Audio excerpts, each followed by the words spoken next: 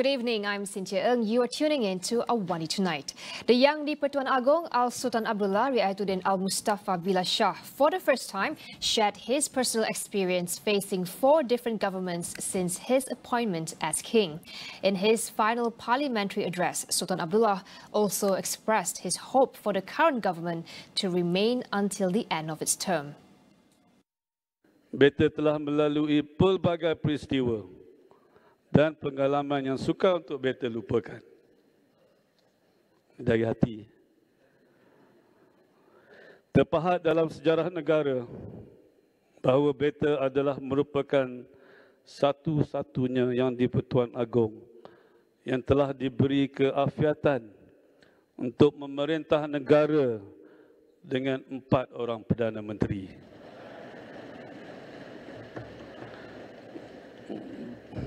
Bersama 4 jemaah menteri yang berlainan.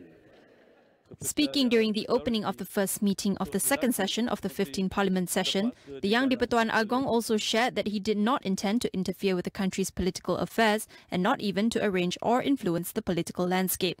He said the political crisis that plagued the nation could have been avoided if politicians had set aside their differences and united in the interests of the people and country. The king also expressed hope that Datuk Seri Anwar Ibrahim would be the last Prime Minister appointed under his rule.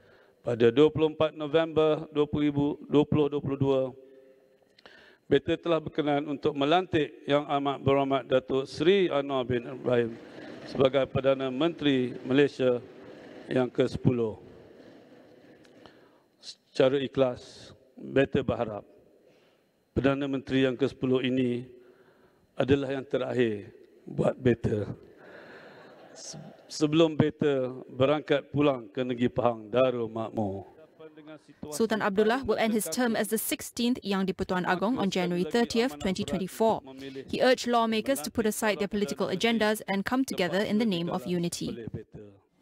The government intends to expand the Rahmah initiative by increasing its participants and sponsors, not just for meals but other products as well. Domestic Trade and Cost of Living Minister Datuk Seri Salahuddin Ayub said his ministry is looking to work with major industries, including oil and gas, banking and other vital economic sectors to deal with the rising costs of living. Salahuddin also gave his assurance that the initiative will not marginalize small businesses. He said it was unlikely that the Affordable Meal Initiative would steal customers away from them, as it targets a specific group of customers. He added that the initiative was also voluntary and that the ministry had not spent any funds on the program.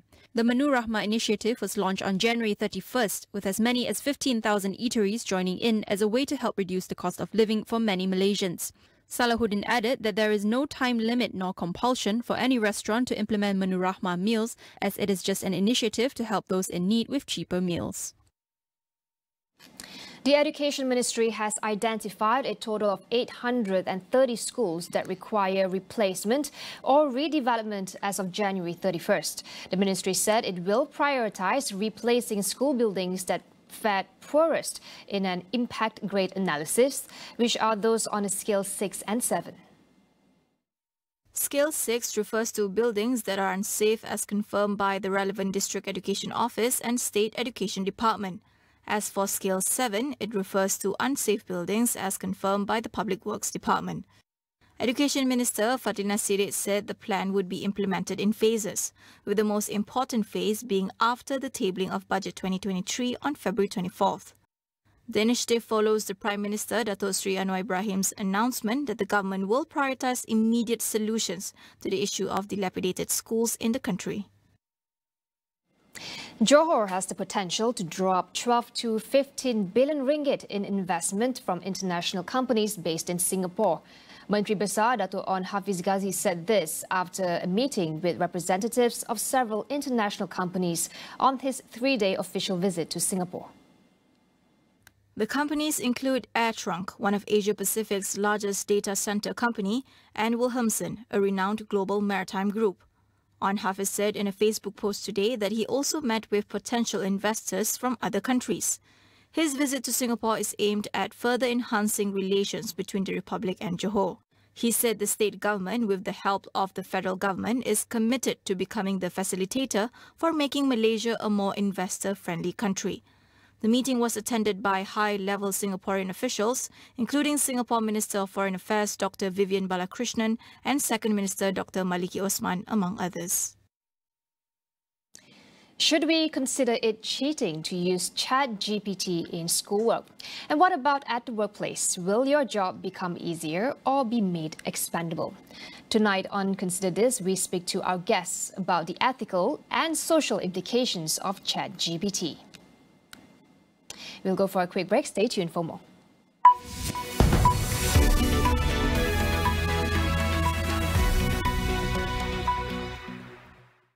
Magnum Belgian Chocolate Lux Baharu, Ice Cream Coklat Ungu, Coklat Belgium Tebal, dan cebisan biskut rangu. Seems to be the ideal.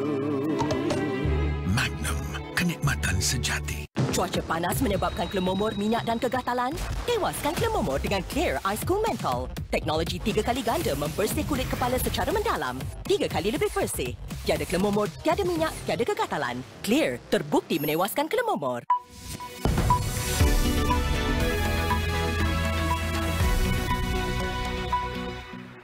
Welcome back. A week after a major earthquake struck Turkey and Syria, the number of people known to have died has risen to 36,000. The United Nations says that more than 800,000 people are without adequate meals, and its aid agency on the ground warns that the final death toll is likely to double. In Antakya, one of the worst-hit cities in southern Turkey, residents and aid workers have reported worsening security conditions, with many businesses and homes being robbed. Mobile pharmacies have also begun to operate in the region amid concerns about hygiene and the spread of infections there. Now, over in Syria, the hostilities throughout 12 years of civil war are now hindering relief work.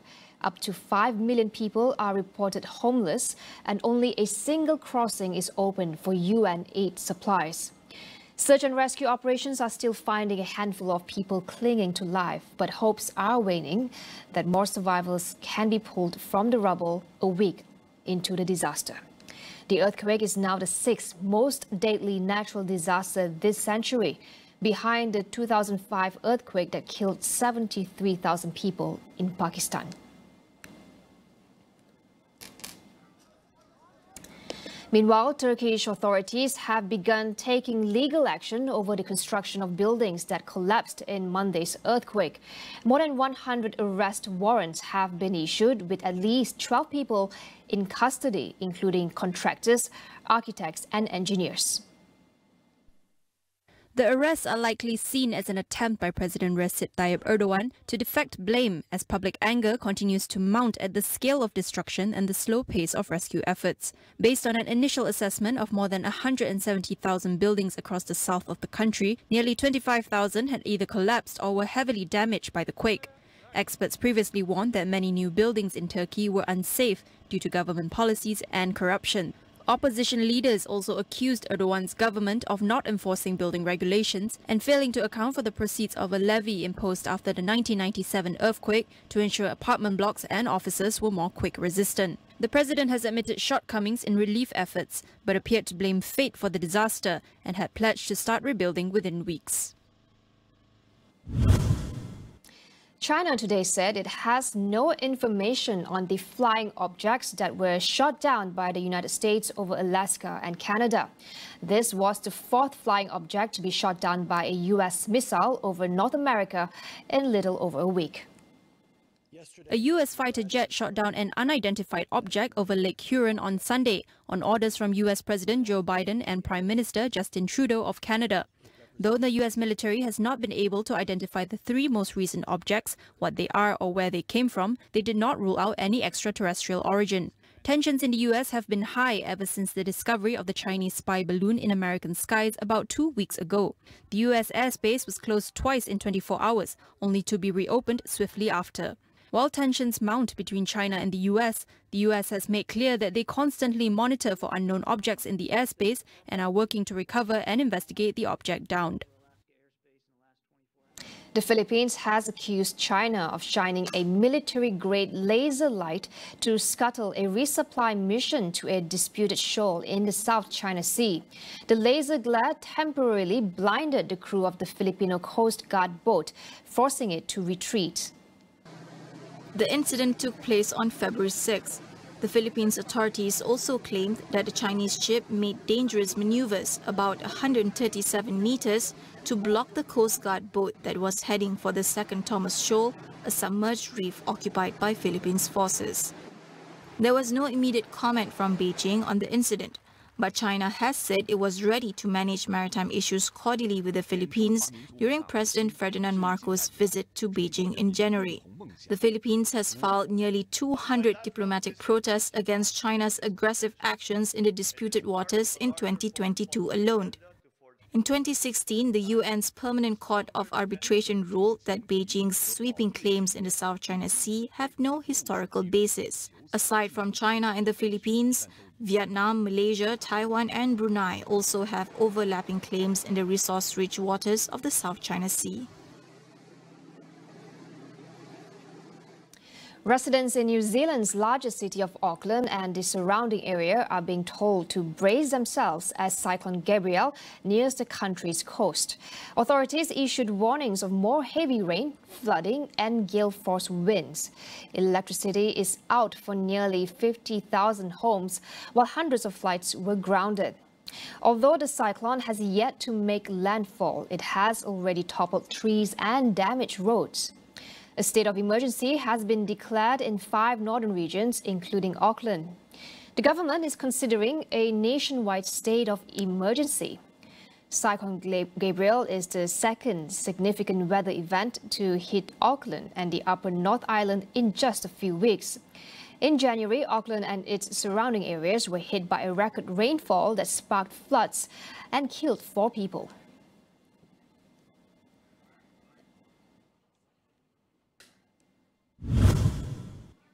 Overhiring by major tech companies during the pandemic to meet rapid demand has led to companies scaling back now as the economy slows down. Just the first few weeks alone of 2023, it is estimated nearly 68,000 global technology sector employees have been laid off. CEO of Seek for Asia, Peter Bitos, discusses hiring data on its JobStreet platform to give us a sense of the situation. During that time, many tech companies overinvested and overhired for growth they thought would continue forever. That has not happened as we've come out or coming out of the pandemic. And most tech companies now are finding they hired too fast, they invested too much, and are right-sizing it. And that is happening across the region. Despite the layoffs, Peter says Malaysia is still actively hiring tech talents, posting a nearly 55% rise in hiring in the tech and digital sectors compared to last year. What we see, firstly, from a digital skills perspective, is continued strong and very large, robust growth. Now, it may not be in pure play tech companies, but maybe a Malaysian bank, maybe a Malaysian hotel chain has a need for digital skills and is having a hard time finding talent. So if you have those skills, there are great opportunities, perhaps in other sectors at the moment, for your particular skills. And so that's why we've seen Malaysia tech jobs up about 55% year on year. The industries, the sectors, if you will, that we see very strong is in addition to some tech companies still hiring, like us, for example, spaces that are post-pandemic opening up: travel, leisure, services, hospitality, food and beverage. Those are spaces that are hiring dramatically this year and are really, really struggling to find talent. If you're a talent in Malaysia, what we definitely see is, first of all, as we talked about, the digital skills are by far and away the leading skill in demand over the longer term. That could be digital marketing. It doesn't have to be coding. It could be familiarity with digital platforms for the use of businesses. Obviously, the more technical, the better, like AI and coding, but it doesn't have to be that. which is great news for many Malaysians who want to get into that space. That wraps up AWANI Tonight. I'm Cynthia Ng. Thank you for watching. Good night.